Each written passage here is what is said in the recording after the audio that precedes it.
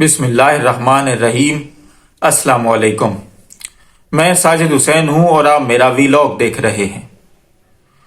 8 فروری کے الیکشن ہو گئے، رزلٹ زیادہ تو نہیں آ سکے لیکن کافی حد تک رزلٹ آ گئے، سچویشن واضح ہو گئی۔ عمران خان صاحب اور ان کی پارٹی پی ٹی آئی بھاری اکثریت سے جیت رہے ہیں۔ اب عمران خان صاحب کا اس کے اوپر رد عمل بھی آ گیا۔ انہوں نے کہا ہے کہ ہم حکومت بنائیں گے کے پی کے اندر، پنجاب کے اندر اور بلوچستان کے اور باقی وفاق کے اندر بھی۔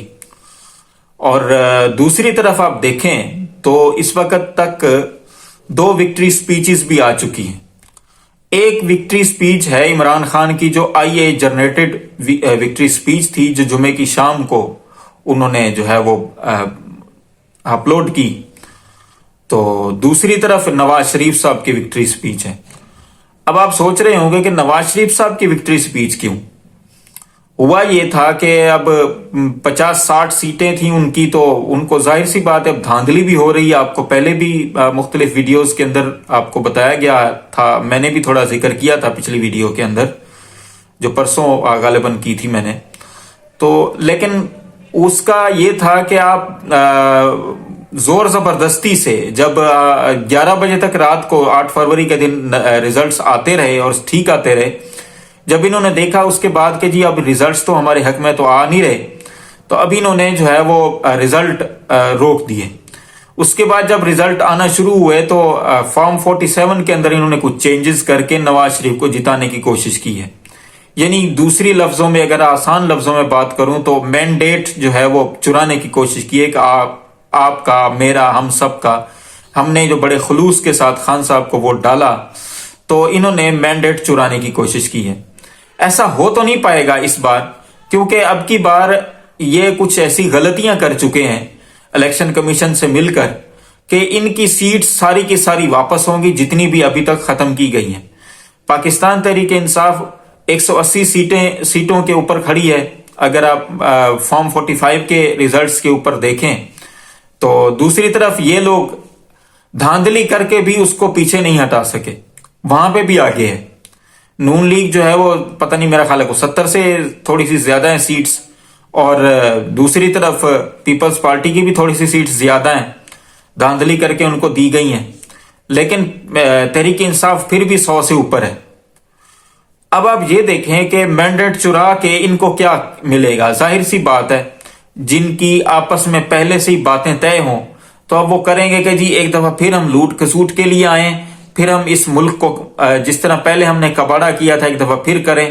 لیکن اس بار ایسا ہوگا نہیں، کیونکہ فارم 45 پاکستان تحریک انصاف کے لوگوں کے پاس ہیں، وہ عدالتوں میں جا کر ان سب چیزوں کو چیلنج کریں گے۔ الٹیمیٹلی وہ سیٹس ساری کی ساری جو بھی دوسروں کو دی گئی ہیں واپس آئیں گی۔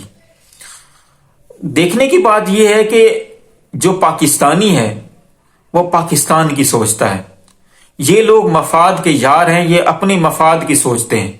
اب نواز شریف صاحب نے وکٹری سپیچ کی، پہلے تو بات یہ ہے کہ ان کو یہ وکٹری سپیچ کرنی ہی نہیں چاہیے تھی۔ ان لوگوں کو شرم نہیں آتی، کیونکہ ان لوگوں کا کوئی نہ دین ہے، نہ ایمان ہے، نہ کوئی شرم، نہ حیا۔ اگر آپ دیکھیں تو وکٹری سپیچ کے اندر یہ لوگ 50 سیٹیں ہیں بندے کی تو وکٹری سپیچ کر رہا ہے، ابھی تک اس کو یہ بھی نہیں پتا کہ میں نے دونوں حلقوں میں سے جیتنا بھی ہے یا نہیں، جہاں سے اس نے الیکشن لڑے۔ مانسیرا سے تو جیت گیا، بڑے برے طریقے سے ہار گیا، اور جو لاہور کا حلقہ تھا اس سے جتوایا گیا ہے زور زبردستی۔ اب اگر بندہ تھوڑی سی عقل اور تھوڑا سا اگر کوئی سوچ لے کہ یار یہ تو سیٹ میری واپس ہو جانی ہے، تو اس سے تو بہتر وہ کیا نام ہے اس کا، گیلانی صاحب ہیں، جو کم از کم یہ تو کہہ رہے تھے کہ یار یہ گنتی کروا لو کیونکہ یہ سیٹ ہم سے واپس ہو جانی ہے، اگر یہ ابھی سے ہی ہو جائے تو ٹھیک ہے، ورنہ بعد میں تو بستی ہوگی۔ لیکن ان کو تو پھر وہ بستی والا احساس بھی نہیں ہوتا۔ رانا ثناء اللہ اور کافی لوگ جو پی ایم ایل این کے لوگ تھے وہ سارے کے سارے بڑے برے طریقے سے ہارے، اور بلکہ اگر آپ دیکھیں تو اس طریقے سے ہارے کہ 70,000 ہزار 50,000 کی لیڈ سے ہارے ہیں یہ لوگ، لیکن پھر بھی اپنے آپ کو جیت کا جشن منا رہے ہیں۔ اور ڈھیٹ لوگوں کی کو مطلب ہے کہ کیا کہا جائے کہ ان کو کوئی نہ احساس نہیں ہے اپنے ڈھیٹ پن کا۔ ڈھیٹ پن اتنا زیادہ ان کا کہ کچھ ان کو اگر کوئی بندہ کرے بات تو پھر کیا بندہ کہے، ان کو شرم نہیں آتی ان لوگوں کو کہ ایک پارٹی جو بڑے برے طریقے سے ہاری ہے وہ اپنے آپ کو کہہ رہی ہے کہ ہم تو جیتے ہوئے ہیں. کس وجہ سے؟ جن کے ساتھ ان کی بات ہوئی ہے کوشش کر رہے ہیں کہ ان کو جتوائی جائے، حکومت بنانے کے لیے ان کو جو ہے نا وہ کیا جائے. لیکن عمران خان صاحب نے کہا ہے کہ ہم جو ہے حکومت بنا رہے ہیں، اور عمران خان صاحب کو کہنا بھی چاہیے تھا کیونکہ عمران خان صاحب جیتے ہوئے ہیں اور آپ سب کے ہم سب کے ووٹوں سے جیتے ہوئے ہیں. اور دوسری طرف آج اتوار کا دن احتجاج ہے ہر طرف لوگوں کا کہ جی ہمارا جو ہے وہ مینڈیٹ، ہم نے جو ووٹ دیا عمران خان کو، اس کو چرانے کی کوشش نہ کی جائے. بلکہ ٹویٹر کے اوپر ایک ٹرینڈ بھی چل رہا ہے کہ مینڈیٹ پر ڈاکہ نامنظور. دوسری طرف آپ دیکھیں تو یہ